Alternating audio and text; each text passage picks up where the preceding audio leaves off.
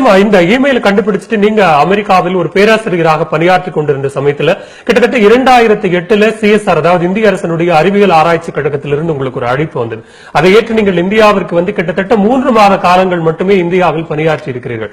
அந்த காலகட்டத்தில் கிட்டத்தட்ட 1500 இந்தியன் சயின்டிஸ்ட நேரடியாக சந்தித்து உங்களோட அனுபவங்களை பகிர்ந்து புதிய முயற்சிகளை அதாவது அறிவியல் ஆராய்ச்சி கழகத்தின் மூலமாக இந்த மாதிரியான முயற்சிகளை முன்னெடுத்து வைக்கலாம் அப்படின்னு சொல்லி ஒரு சில முயற்சிகளையும் நீங்கள் சொல்லியிருக்கீங்க.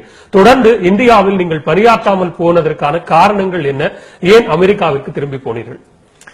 ரொம்ப நல்ல क्वेश्चन தம்பி. 2008ல இங்க வந்த ஒரு ஃபுல் பிரைட் ரிசர்ச் பண்ண நம்ம சித்தா அண்ட் சிஸ்டம்ஸ் பயாலஜி. அது முடிச்ச அப்புறம் இந்த சிஎஸ்ஐஆர் டைரக்டர் ஜெனரல் அவர் சொன்னாரு, நீ எதுக்கு சிவா திருப்பி யுஎஸ்க்கு போற? இந்தியா வந்து ஒன்னு மாதிரி ஆள்கள் தான் வேணும், நீ நிறைய கம்பெனி ஸ்டார்ட் பண்ணிருக்க MIT டிகிரி. சோ அது முடிச்ச அப்புறம் என்கிட்ட ஒரு ஆஃபர் கொடுத்தாரு. ஆஃபர் லெட்டர் வந்து, நீ இந்திய outstanding scientist technologist of Indian origin அந்த ஆஃபர் கொடுத்தாரு, பெரிய பங்களோ டெல்லி. சோ நான் வந்து இது வந்து பெரிய ஆப்பர்ச்சுனிட்டி அதுக்கு, because my heart was always for Tamil Nadu and India. So அந்த ஜாபை எடுத்தேன்.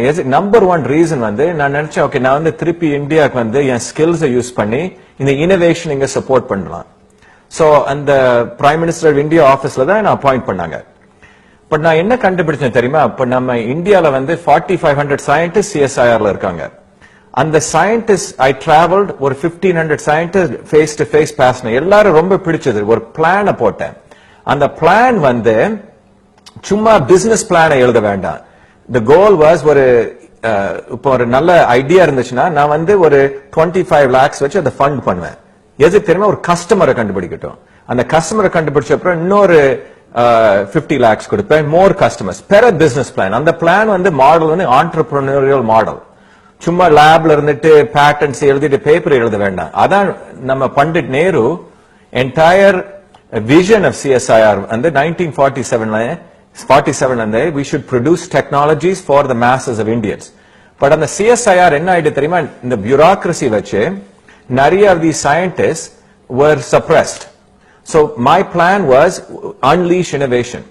இப்ப என்ன ஆயிட்டு தெரியுமா? அந்த டைரக்டர் ஜெனரலே அவர் நினைச்சிட்டு இருந்தாரு நான் வந்து சும்மா வந்து பொம்மை மாதிரி அங்க உட்கார்ந்துட்டு இருப்பேன். அவருக்கு தெரியல நான் வந்து ஆக்சுவலா வேலை பண்ண வந்திருக்கேன்ட்டு. சோ MIT லேபிள போட்டுட்டு அவர் நினைச்சாரு இந்தியன்ஸ் எல்லாம் சொல்ல ஒரு நல்ல ஆள் இங்க இருக்காங்க. எங்க ஃபாதர் லா அப்பமே சொன்னாரு, சிவா எதுக்கு இந்த கலாட்டா பண்ணா, சும்மா நீ குவாய்ட்டாரு, நீ one day VP of science and technology ஆயிருவா. பட் அது வந்து தட்ஸ் நாட் மீ. சோ நான் வந்து ஒரு ரிப்போர்ட் எழுதுறேன். அந்த ரிப்போர்ட்ல சொன்ன நிறைய சயின்டிஸ்ட் இருக்காங்க இந்தியால. அந்த சயின்டிஸ்ட் வந்து ப்ராப்பர் என்வாயர்மெண்ட் கொடுத்தானா அவங்க இனோவேட் பண்ண முடியும். அது பிரஸ் ரிலீஸ் ஆகி பெருசா கலாட்டா ஆயிட்டு.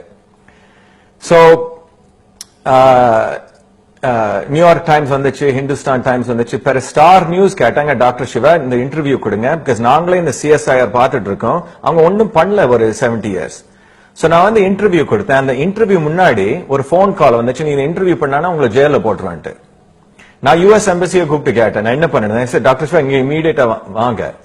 பட் நான் அதை நினைச்சு பார்த்தேன். அந்த இன்ஸ்டன்ட் எங்க பாட்டியம்மா நினைச்சேன், எங்க பாட்டையா நினைச்சேன், அவங்க எவ்வளவு ஒர்க் பண்ணாங்கன்ட்டு. அட்லீஸ்ட் எனக்கு ஐ could tell the truth. So நான் அந்த இன்டர்வியூ பண்ணிட்டு then I went through Nepal and out because என்ன அரெஸ்ட் பண்ண வந்தாங்க. யூஎஸ்ல வந்தப்போ திருப்பி வந்தப்போ நவம்பர்ல ஒரு ஆர்டிகல் ரைட் பண்ணேன், nature magazine, innovation demands freedom. அந்த ஆர்டிகல் நான் சொன்னேன், நிறைய ஸ்மார்ட் பீப்புள் இந்தியால இருக்காங்க, அந்த பட் அவங்களுக்கு ஃப்ரீடம் இல்ல. அந்த அவங்க ஓன் பாஸஸே ஜெலஸா இருக்காங்க. In 1978 என் பாஸ் வந்து 35 years old, எனக்கு நிறைய ஃப்ரீடம் கொடுத்தாரு. அதுதான் நான் இமெயில இனோவேட் பண்ணேன். சோ இந்தியால இந்த மாதிரி நிறைய புத்திசாலிகள் இருக்காங்க, பட் அவங்க பியூரோக்ரசி வந்து இவங்களை சப்ரஸ் பண்ணிட்டு இருக்கு.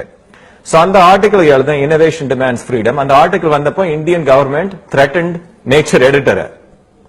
சரியா?